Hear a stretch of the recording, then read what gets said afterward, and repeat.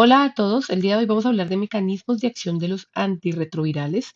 Vamos a hablar de la forma de infección del virus a la célula huésped y los puntos donde actúan los antirretrovirales que tenemos actualmente disponibles. Mi nombre es Vanessa Correa, yo soy médica internista infectóloga de la Pontificia Universidad Javeriana. Los invito a suscribirse a este canal y a seguirme en infectovane.cf en Instagram. Bueno, vamos a empezar. Una partícula viral madura o un virus maduro tiene esta estructura, tiene una envoltura y en la envoltura tiene las glicoproteínas de envoltura. ¿Cuáles son las glicoproteínas de envoltura? Esta que es la glicoproteína de superficie GP120 y esta otra que es la transmembrana que es la GP41.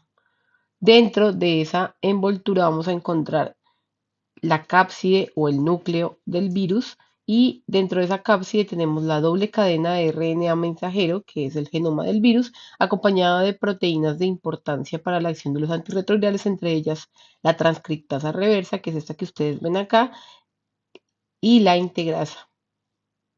¿Cómo se produce la interacción del virus con la célula huésped o la célula blanco? Como todos sabemos, la célula blanco, principalmente de la infección por VIH, son los linfocitos T ayudadores o CD4 positivos.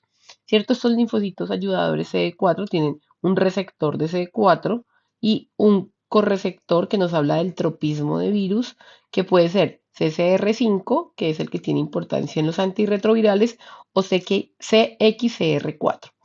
Cuando el virus va a iniciar el proceso de infección celular, lo primero que hace es que interactúan sus glicoproteínas externas, GP41 y GP120, con el linfocito TCD4 y sus receptor y correceptor.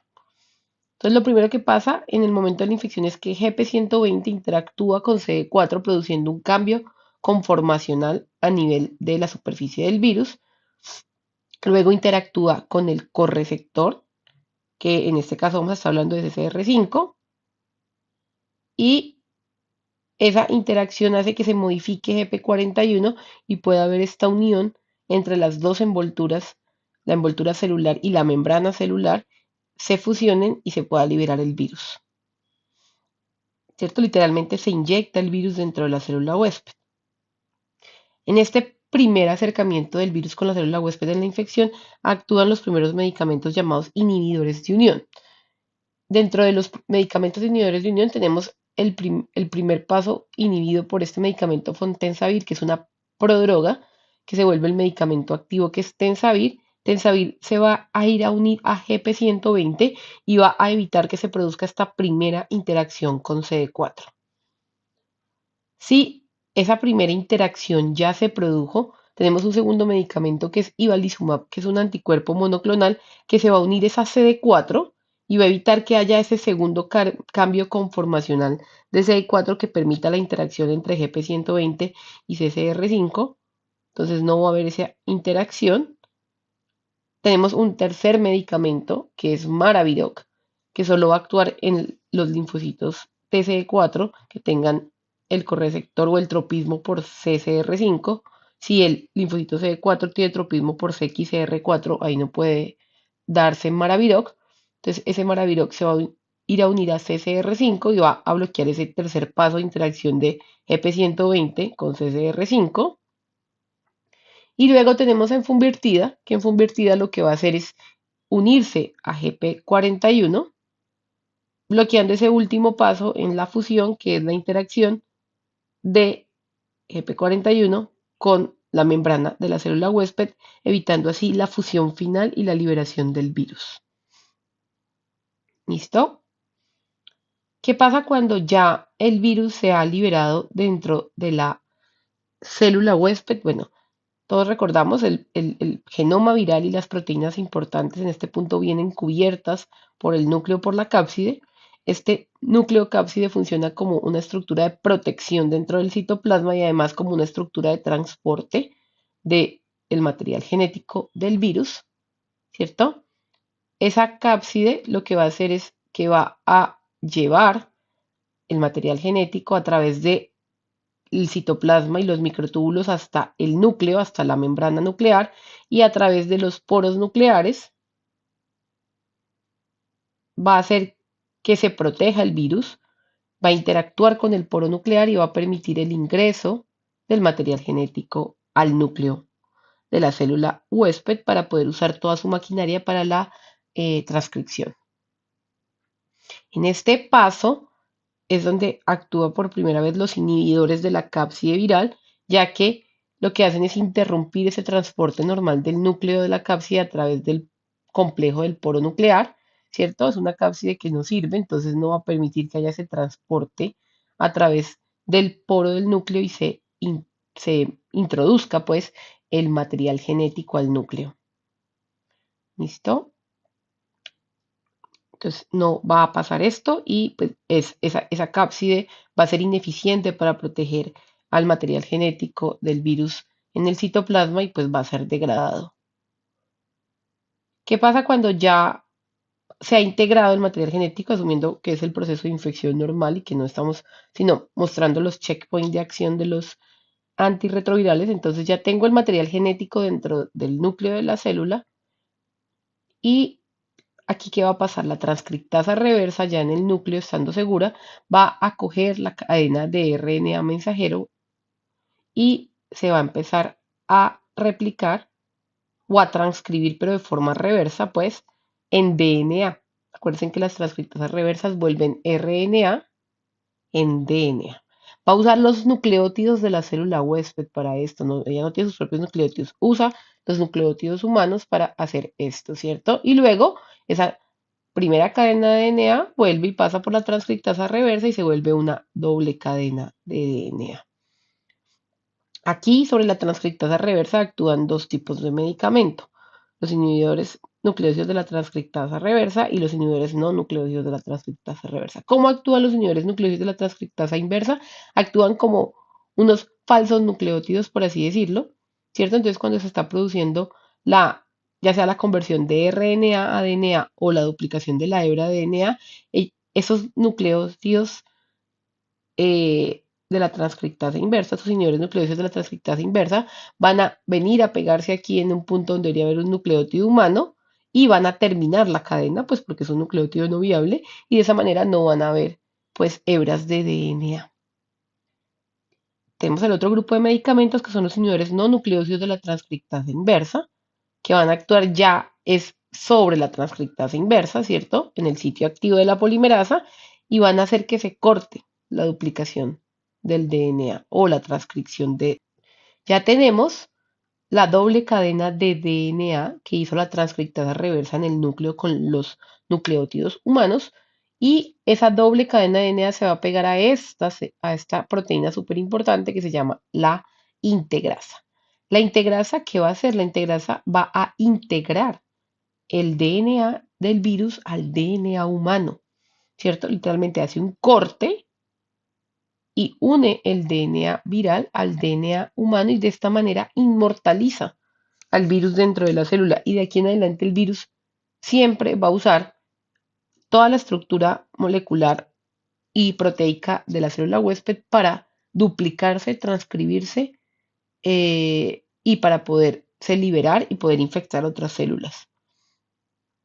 ¿Sí? Entonces aquí vemos como ya el DNA viral integrado usa la RNA polimerasa para producir RNA mensajero que va a salir al citoplasma a volverse pues proteínas.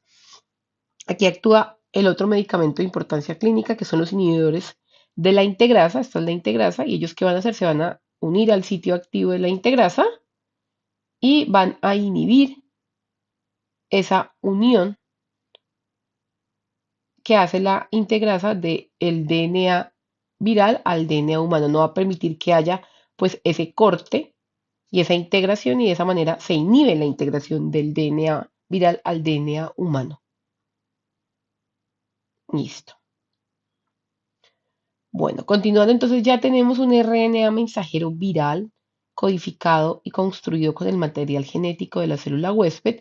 Este RNA mensajero va a ir a la superficie del retículo endoplásmico y va a usar los ribosomas humanos para producir polipéptidos. Entre estos péptidos que va a producir los péptidos que sintetizan las glicoproteínas de membrana, inclusive usa el material genético de la célula para producir esas proteínas, y esas glicoproteínas se van a salir con una membrana del retículo endoplásmico y van a atravesar la membrana celular y van a estar allá esperando cuando ya estén todos los polipéptidos virales hechos para poderse liberar de la célula e ir a infectar otras células no infectadas, ¿cierto? Y otros polipéptidos que van a configurar todas estas proteínas de importancia que les he venido mencionando durante el video, ¿cierto? Entonces, todo esto es el retículo endoplásmico, estos son los ribosomas del retículo endoplásmico, y aquí podemos ver todo este polipéptido que se produce, ¿no? Porque obviamente en cada virión maduro hay bastante material genético y pues todo el tiempo está usando el material del núcleo para poderse transcribir, transcribir, transcribir, transcribir, transcribir. Listo. Entonces, todos esos polipéptidos, ya les había dicho, estas glicoproteínas también han sido ya sintetizadas por la célula huésped, están aquí en la superficie de la membrana celular hospedera. Entonces, esto lo que va a hacer es, va a empezarse también a configurar una cápside viral y se va a empezar a sintetizar y va a empezarse a liberar para terminar de hacer aquí el corte del polipéptido y poder tener un virión maduro. A este nivel también actúa el lenacapavir, que hace que no se desmonte esa cápside y se inhiba este paso de liberación del virión inmaduro, ¿cierto? Listo. Entonces no hay liberación de ese virión inmaduro. Asumiendo que seguimos con el proceso, entonces tenemos la liberación del virión inmaduro y dentro de ese virión y de esa envoltura que lo está protegiendo, tenemos la proteasa, ¿qué va a hacer? La proteasa va a coger ese polipéptido y lo va a cortar en sitios claves para producir proteínas maduras y proteínas funcionales.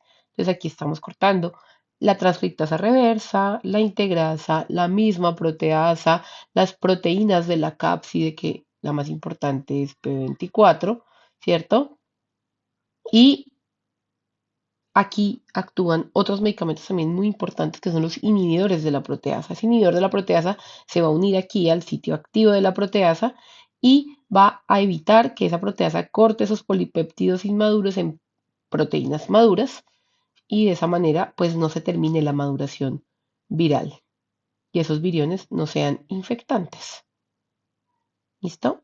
¿Qué está pasando aquí dentro del virus? Entonces tenemos todas estas proteínas que también han sido pues cortadas por la proteasa, esos polipéptidos que se produjeron, ¿cierto? Y aquí se van a empezar a organizar y vamos a tener pues la cápside que va a proteger el material genético de la célula. Este es el último lugar donde actúan los inhibidores de la cápside, ya que interfieren con el reensamblaje del núcleo como parte de maduración del VIH. Y al no madurar, pues también es un virión inviable incapaz de infectar otras células. Bueno, entonces aquí vemos cómo una célula es capaz de producir millones de virus viables, como ese DNA integrado de del virus usó el material genético y produjo muchísimos viriones maduros que van a ser capaces de ir a infectar otras células. Este es un resumen de lo que les acabo de decir. Entonces tenemos aquí en primer lugar los inhibidores de la unión, ¿cierto? Los inhibidores de la fusión, que sería el que inhibe a GP41. Tenemos los inhibidores nucleócidos y no nucleócidos de la transcriptasa reversa. Aquí tenemos acción de los inhibidores de la cápside. Aquí tenemos acción de los inhibidores de la integrasa. Y ya aquí dentro del virión inmaduro que se está madurando, también acción de los inhibidores de la proteasa e inhibidores de la cápside. Entonces, dentro de los medicamentos antirretrovirales de importancia tenemos Fontensavir, que es la prodroga del Tensavir, que se une a GP120. Tenemos Enfumvirtide, que se une a GP41. Maraviroc, que interactúa con CCR5, e Ibalizumab, que interactúa con CD4. Tenemos los inhibidores nucleosos de la transcriptasa inversa. Los más importantes actualmente en la práctica clínica son abacavir, lamivudina, tenofovir con sus dos presentaciones, disoproxil fumorato y alafenamida, y entrecitavina. Ya en desuso, sidobudina, didanosina y estabudina. Tenemos inhibidores no nucleósidos de la transcriptasa inversa. Tenemos, digamos, los de mayor uso actualmente serían efavirenz, rilpivirina, menos usado, nevirapina y etravirina, y el más reciente de todos, doravirina. Tenemos los inhibidores de la cápside que actúan en varios puntos, el único en su clase, lenacapavir. Bueno, ahora tenemos los inhibidores de la integrasa que tenemos de primera y de segunda generación. La generación lo que nos va a hablar es de su barrera genética y de su capacidad de inhibir al virus, siendo los de segunda generación más potentes. En primera generación tenemos raltegravir y el vitegravir, que se usan menos en la actualidad. Y en segunda generación tenemos dolutegravir como el más usado en el momento de los inhibidores de integrasa, Victegravir, que lo conseguimos en combinación, y Cabotegravir, que tiene presentación inyectable no disponible en el país. Y tenemos también los inhibidores de proteasa, entre ellos los usados más en la actualidad, que son darunavir, atazanavir, menos ahora lopinavir, y realmente ya sin uso, indinavir, saquinavir, fonsaprenavir, tipranavir y nelfinavir. Los inhibidores de la proteasa tienen una particularidad, y es que deben ir acompañados de un potenciador. El potenciador puede ser ritonavir o cobicistat para darunavir, y ritonavir para pues atazanavir y lopinavir, ¿cierto? Listo. Bueno, hasta aquí el video. Quería agradecerles por haberme escuchado. Acabamos de hablar de los mecanismos de acción de los antirretrovirales, repasando asimismo el mecanismo de infección de la célula huésped. En un próximo video estaremos hablando de cómo se construyen los tratamientos antirretrovirales de acuerdo a cada paciente y qué particularidades se deben tener en cuenta en cuanto a comorbilidades para poder elegir uno u otro de los medicamentos antirretrovirales disponibles. Los invito a suscribirse al canal y a seguirme en mi Instagram